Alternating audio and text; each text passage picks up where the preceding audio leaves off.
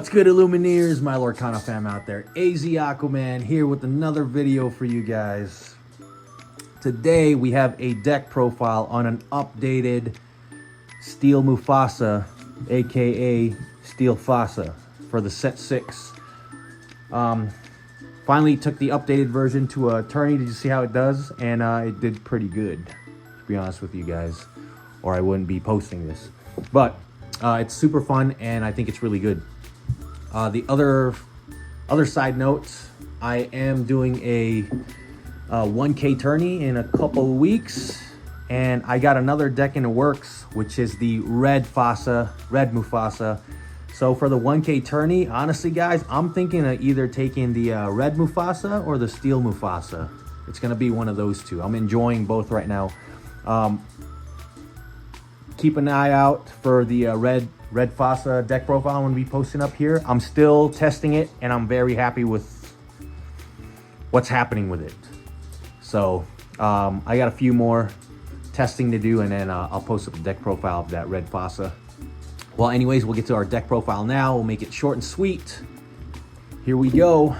Set 6, Steel Fasa. So we're still sticking with the 4 Cindy's here, standard, because we do play songs, and we do need removals still.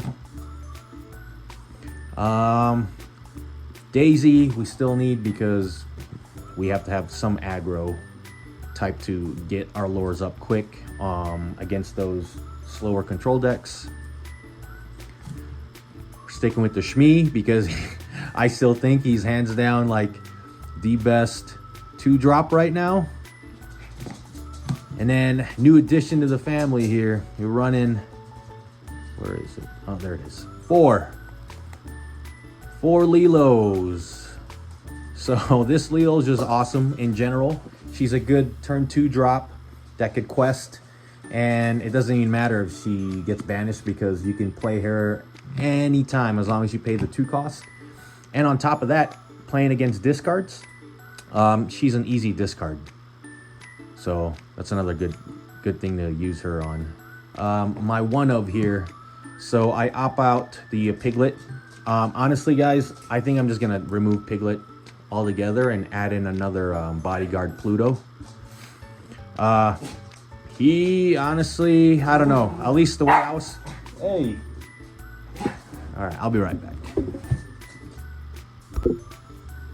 All right, dog sitting, so. Anyways, yeah, at least the way I was playing and testing, and you know how it went in a tourney, like Piglet doesn't stick around, man. He's just, I inked him most of the time, and then the times I did play him, I didn't really get the quest with him. He gets answered real quick. So I think the Lilos are definitely good enough to ramp up those lures to get to 20. And she's just so versatile compared to Piglet. Yeah, so I think I'm gonna take out the Piglet and put in a 4th bodyguard Pluto, which we'll get to here in a little bit. So that's probably gonna be one of my changes here. My one-ofs, I like the Doc at 1 still. He does come in clutch when needed. I tried doing more than one. I tried to do 2 and 3, and it just felt like it got too clumped up.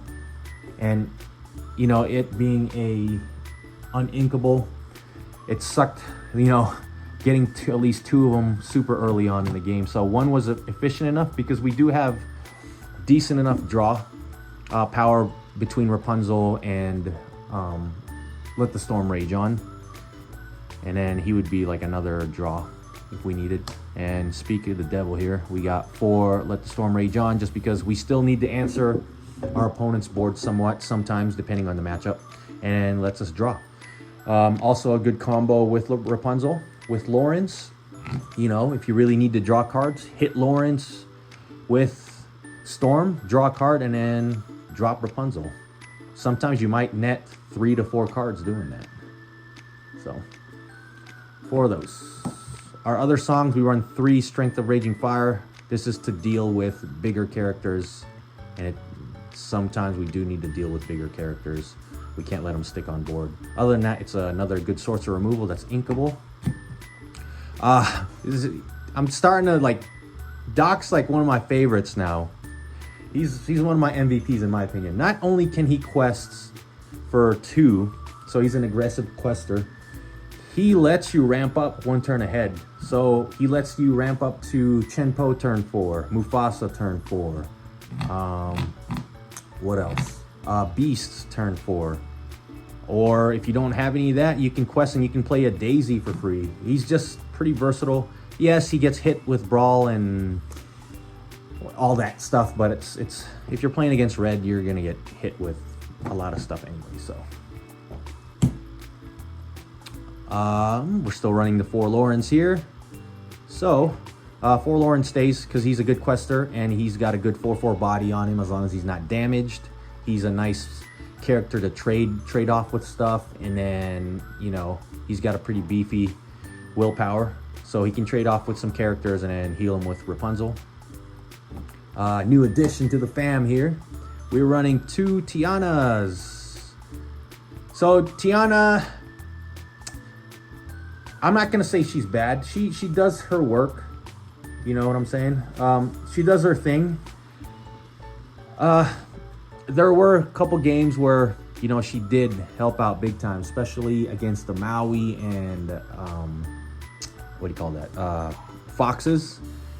It saves some of your little guys, so she does help. She does do her job.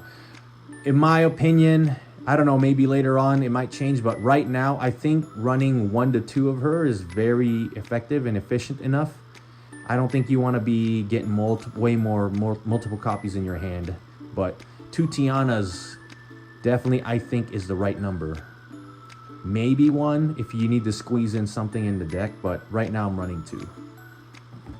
And of course, the absolute MVP, we gotta have the Rapunzel here. So Rapunzel, I look for in a mulligan, like always. We have to at least get Rapunzel in hand in mulligan, and at least that's what I mulligan for at least. And if you get a Rapunzel, you gotta keep it in your hand because she's our main source of draw power with a good body and good quester. So she's just a good all-around character. And here it is, new addition to the family. So right now I ran 3 Plutos and I really like him. He is fucking phenomenal at a turn 4 drop. Seriously guys, a 5/5 when he's not damaged that could trade off with basically anything, and he could trade off with Maui. You know, your opponent has to like attack this twice to even, you know, deal with your little other characters that he's protecting. But anyways, just him being a 4-drop that could trade off with bigger characters, that with rush or anything that can, you know, want to deal with Pluto before handling your other characters. He trades off very well. So that's why, yeah, I would have rather had a 4th copy of this than the Piglet. That's why I'm taking out the Piglet. So we're gonna run 4 copies of this, but right now we have the 3. 2 ofs, Beast. Honestly, most of the time I was inking him. I was dropping either Chenpo, Mufasa, or Gantu before Beast. I think I dropped Beast once because he was my only turn 5 curve, and then he got slapped with Medusa. So I mean, he's good to have another draw engine in the game, so we can keep fueling our hand to keep playing characters to quest out. So he's not bad. 2's perfect for me. And the other big boy here, we got Chenpo at 4. So Chenpo at 4. I don't know. I think he's really good. I'm thinking of taking 1 out, and I'm going to show you guys the next character of what I would take out for Chenpo. Or I might even take out, you know, one of the beasts, actually, and then just run 1 beast. We'll see how it goes. Anyways, Chenpo's a boss, especially with Doc. You can get Chenpo turn 4 as a bodyguard while you have heavy questers on board. And he's an animal. He's a beast. So he's also good to trade off with things and then heal him with Rapunzel. well, we don't need to have any introduction on this bad boy right here. 4 Mufasas. And then our one-ofs, there he is. So, what I was saying about earlier, like 30 seconds ago, I'm thinking of putting a second Gantu. And I'm either replacing a 4th Chenpo or I'm replacing one of the beasts for it. But, man, yeah, Gantu did some work, guys. I really like him. Yes, against steel, he can get sniped out. Because, I mean, three body isn't too bad. Unless you get hit with, like, Zeus or strength. But other than that, like, he's hard to deal with, in my opinion. And, you know, with Doc, I was able to drop him turn 4. And then quest with my other questers and then pass turn. And if they didn't answer that Gantu, I go turn 5, either Pluto if I don't have a Chenpo, but most likely it's going to be a Chenpo. So turn 5 Chenpo, quest the Gantu. Like, it's crazy because they got to deal with Chenpo before they get to Gantu, unless they have like hard removals. So I was just running 1, but I was like, I want to try 2. Who knows? 2 might be too much. Maybe 1 was just perfect, but like anytime and every time I dropped Gantu, like he put in work. He squeezed in at least 1 to 2 times. I was able to quest out with him. So I like him a lot. We're definitely going to try 2. 4 ofs that we're sticking around with is Tinkerbell because we are still going to be playing against like other faster decks. So it's nice having Tinkerbell as a very good defensive character. It makes your opponent think about, you know, turning their characters because they get punished for it. So yeah, we stick with the 4 Tinks. And then last, we're still rolling with the 3 Cindy's for shifts, or it's a nice hit with Mufasa. Other than that, I mean, if needed, you just Inker, so it's not bad. All right, guys, so that is my Steel Fasa updated set 6 list. Like I said, keep an eye out on my Red Fasa list that I am cooking up right now, and it's doing really well, guys. And I'm very happy with it.